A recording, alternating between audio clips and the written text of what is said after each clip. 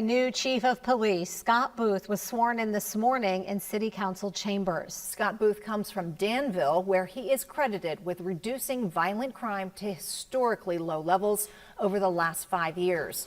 WDBJ 7's Patsy Montesinos was there this morning and joins us now outside of the police department. So Patsy, what was his message to the community? Natalie, Jean, after Chief Booth was sworn in today, he promised to reduce violent crime, build community trust, and improve the department. As Chief of Police, Scott Booth is officially Roanoke City's new Chief of Police. His swearing in came with a pledge to the community. We will reduce crime here in this community. Booth is taking over the department amid a record high homicide count. He promises to turn things around. So maybe we can't move the needle on day one, but I will tell you, my pledge to you is that when we stand here next year, we will be standing in a safer community. Booth says he will use his nearly 30 years of experience to help make that happen.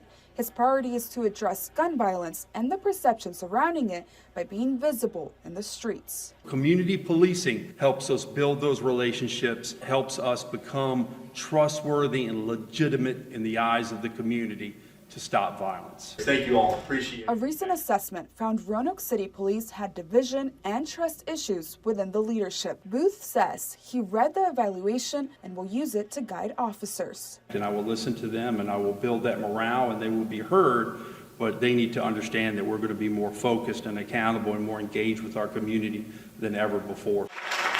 The new era brings optimism to city leaders like Mayor Sherman Lee, who says he is confident change will happen. He's a proven leader. He's proven that wherever he's been. And I think that's the good news, and I think you'll see that making a difference. But to deliver on his promises, Booth says he will need support. This is just not a one-person job. I need everybody in the department and everybody on the community with me as we move forward with reducing crime and making this a better community.